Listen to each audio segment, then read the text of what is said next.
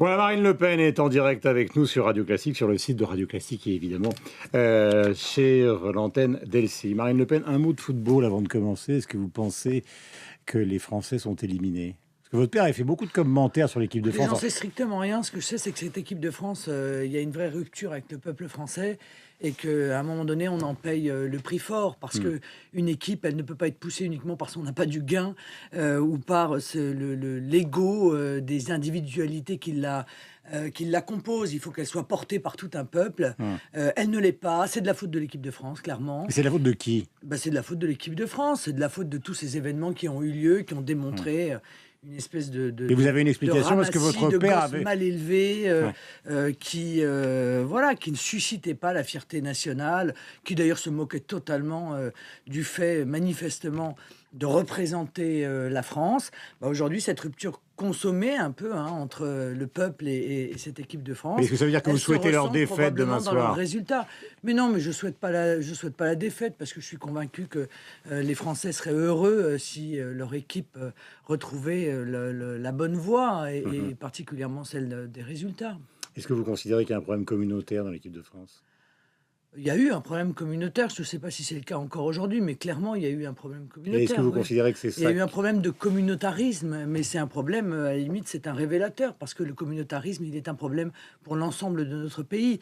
Il est un problème dans l'entreprise, confrontée à des revendications communautaristes incessantes. Il est un problème pour l'unité de notre pays, car notre pays a construit son unité justement sur le refus du communautarisme. Il est un problème pour notre identité, parce que cette version anglo-saxonne de l'organisation des sociétés, en France, c'est un véritable poison. Il y a un problème dans le foot, parce que dans le basket, ça marche très bien, ou dans d'autres sports collectifs aussi. Le handball, ils sont fantastiques, le basket, ils sont fantastiques, et c'est les mêmes générations. Oui, mais c'est aussi les conséquences du fait qu'on a voulu,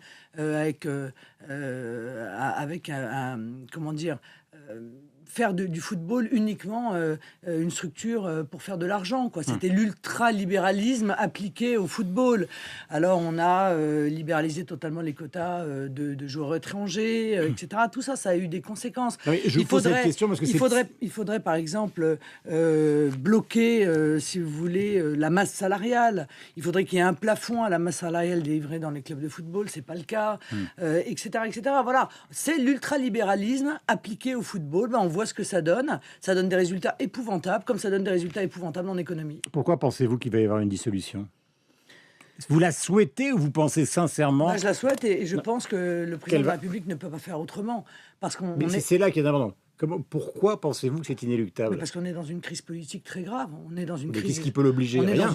Non, mais rien ne l'oblige. Mais à un moment donné, quand on ne peut plus avancer, quand on voit bien qu'il y a une rupture aussi profonde entre le peuple et ses dirigeants, il faut bien faire quelque chose. Alors moi, je veux dire qu'on fasse le rodéo, qui consiste à n'aller nulle part, mais à rester sur le cheval le plus longtemps possible. Mais c'est pas ça, faire de la politique. Un pays, quand il avance pas, il recule. Or aujourd'hui, il n'avance plus. Il n'avance plus parce qu'il y a une rupture très profonde de confiance entre l'exécutif et le peuple français, que le peuple français n'accepte plus aucune des décisions qui sont prises par l'exécutif. Dans ces conditions-là, pour redonner un cap, que faire? Le seul moyen, c'est de revenir au peuple, c'est-à-dire revenir aux urnes. Et ça passe par C'est le seul moyen que vous lui soufflez, mais lui, il n'a aucun intérêt à le faire, vous le savez. Mais encore une fois, s'il ne peut plus gouverner, vous voyez bien qu'il ne peut plus aller nulle part. Il va changer de Premier ministre.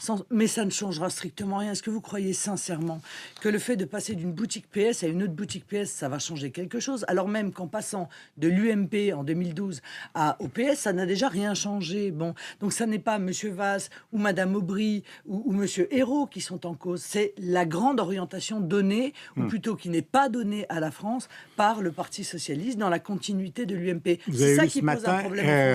Semble-t-il, dans les colonnes du Parisien, il y aurait une sorte de vent assez glacial qui soufflerait actuellement entre l'Élysée et Matignon. C'est-à-dire entre Jean-Marc Ayrault et François Hollande. Est-ce que vous avez trouvé la trace de cette glaciation des relations dans la vie politique?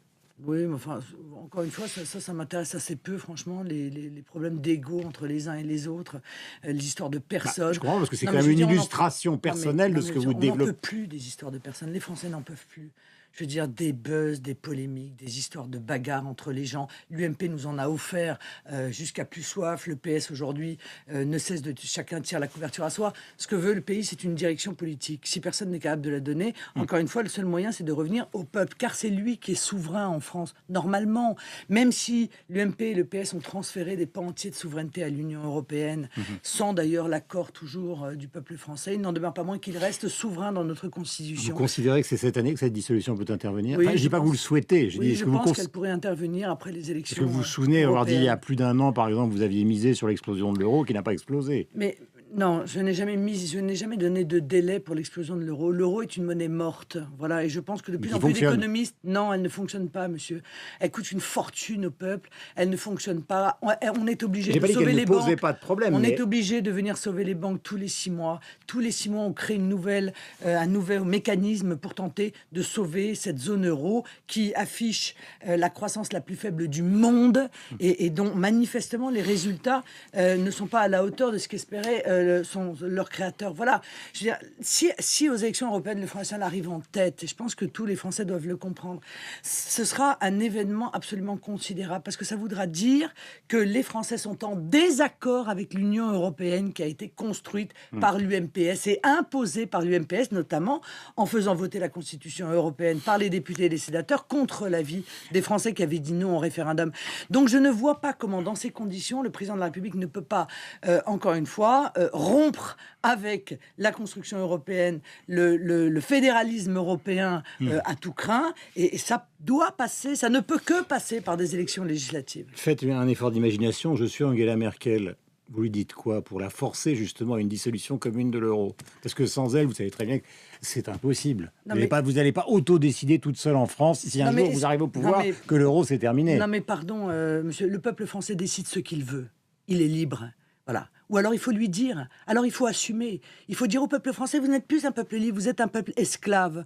Nous vous avons enfermé dans un carcan dont vous ne pouvez pas sortir, même si vous en émettez la volonté. Non, ce ne sont pas des mots. Si. Non, c'est une réalité vous politique. Vous ne pourrez pas faire ça tout seul. La réalité, c'est qu'il y a énormément de pays européens qui souffrent aujourd'hui considérablement de l'euro. Et qui demain, dans le cadre d'un plan concerté, seraient prêts, si on organisait des référendums dans chacun des pays de l'Union européenne, qui seraient prêts à lâcher cette monnaie unique qui étouffe leur économie, qui crée le chômage de masse pour revenir à une monnaie nationale. Mais on garde... Attendez, pardonnez-moi, je veux être précis. Il ne faut pas attendre. On fait une monnaie commune, version Chevènement. Oui, on peut faire une monnaie commune, oui. Non, mais ce que vous souhaiteriez, c'est on fait une sorte de monnaie commune à 2 vitesses, version Chevènement, et on revient... monnaie commune à 2 vitesses, non. Non. Parce que là, il y a une monnaie unique. Vous pourriez faire une monnaie commune et puis revenir... Non, on peut faire une monnaie commune, ça n'empêche pas de revenir à une monnaie nationale. C'est d'ailleurs l'intérêt de la monnaie commune par rapport à la monnaie unique. Bon, on peut garder une monnaie commune, ça ne pose pas de difficulté majeure. Donc vous n'êtes pas contre le fait de garder l'euro? Encore faut-il d'ailleurs qu'elle suscite la confiance, parce que l'écu n'a pas fonctionné. Bon, c'est ça la réalité. Mais bref, ce qu'il faut surtout, c'est retrouver une monnaie nationale, parce que l'euro est une monnaie beaucoup trop chère, qui, encore une fois, est un obstacle considérable à notre compétitivité. Et quand on n'a pas de compétitivité et qu'on ne peut pas agir sur la monnaie, il n'y a que 2 autres moyens d'agir, c'est baisser les salaires ou effondrer le système de protection sociale. Moi, je ne veux ni une déflation salariale, ni une baisse des salaires, donc, ni une disparition de notre système de protection sociale auquel je suis totalement attaché. Et donc, le seul moyen, c'est effectivement d'agir sur la monnaie, comme le fait d'ailleurs les États-Unis, comme l'a fait le Japon il y a quelque temps, avec des résultats très positifs, comme le fait en réalité la Grande-Bretagne, comme le fait la Chine, comme le font en réalité tous les pays du monde, sauf cette Union européenne qui est une anomalie dans le monde actuel. Je remarque quand même que vous avez beaucoup de mal à m'imaginer en Angela Merkel. Passons à un autre sujet. Vous avez entendu... Mais je dirais à Angela Merkel, Madame Merkel, vous défendez les intérêts de l'Allemagne et c'est tout à votre honneur. Mais moi, je défends les intérêts de la France. Et si ces intérêts sont en contradiction, eh bien, je ferai passer les intérêts de la France avant les intérêts de l'Allemagne. On va parler de l'otage, des municipales. Ce sera nos 2 derniers sujets. Je voudrais qu'on revienne sur l'idée que Nicolas Sarkozy pourrait faire un retour idéologique à gauche pour vous affronter au 2e tour des présidentielles. Dixit Guillaume Tabar sur l'antenne de Radio Classique. voilà, je veux dire, CQFD, hein, moi j'ai toujours reproché à Nicolas Sarkozy de n'avoir pas d'idée. En fait, cet homme n'a pas de conviction. Voilà, il est un opportuniste. Il y a que son seul considère- programme, c'est lui. Et voilà, il considère la politique, il a une vision commerciale de la Et politique. est-ce que vous croyez à La son politique, retour? pour lui, ce sont des parts de marché. Alors, il se positionne sur telle part de marché s'il pense que les sondages lui accordent un petit regain, ou sur tel autre. Le problème, c'est qu'encore une fois, ce lien de confiance absolument essentiel qui doit exister entre un dirigeant et le peuple n'existe pas avec Nicolas Sarkozy. Donc vous croyez ou vous ne croyez pas à son retour? Non, je ne crois pas à son retour. Je n'ai jamais cru à son retour. Je n'y crois pas plus aujourd'hui.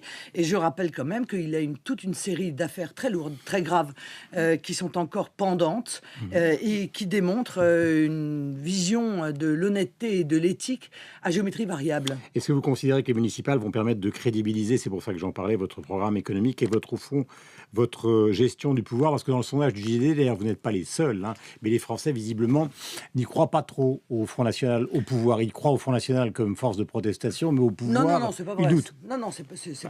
Pardonnez-moi, pas je vrai suis du tout. obligé de simplifier. Non, mais l'UMPS a beaucoup, comment dire, dégradé l'image de la politique. Ils ont laissé penser aux Français Mais là, je parle de vous. que la politique ne pouvait rien, mais ça touche tout le monde du coup. En revanche, il y a 80% des électeurs du Front National qui justement pensent que nous ferions bien mieux. Je vous le dis parce qu'il n'y a que 60% des électeurs de l'UMP qui pensent que l'UMP ferait mieux. Bon, ce qui prouve que justement le Front National bénéficie d'un vote d'adhésion, c'est-à-dire bénéficie réellement de la volonté de la part des électeurs qui votent pour lui de voir appliquer les idées du Front National. Combien Alors de évidemment, villes nous n'avons jamais été au pouvoir. Alors nous avons un petit déficit en termes de crédibilité.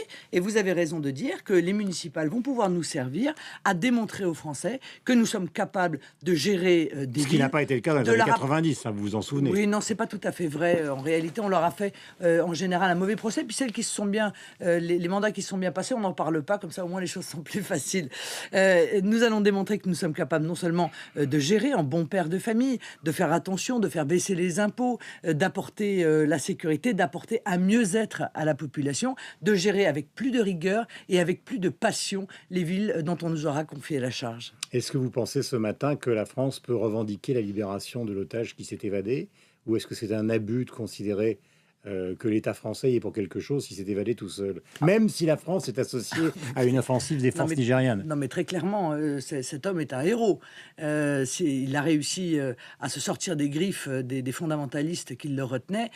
Il est un héros. Mais la vraie question que doit se poser l'État français, c'est comment peut-il continuer alors que nous avons des otages, que régulièrement nous sommes la victime en tant que pays, la France, d'enlèvements de la part de ravisseurs qui sont des fondamentalistes islamistes. Comment peut-on envisager que la France continue, que ce soit en Syrie ou que ce soit hier en Libye, à soutenir les fondamentalistes islamiques? Est-ce que ça va s'arrêter?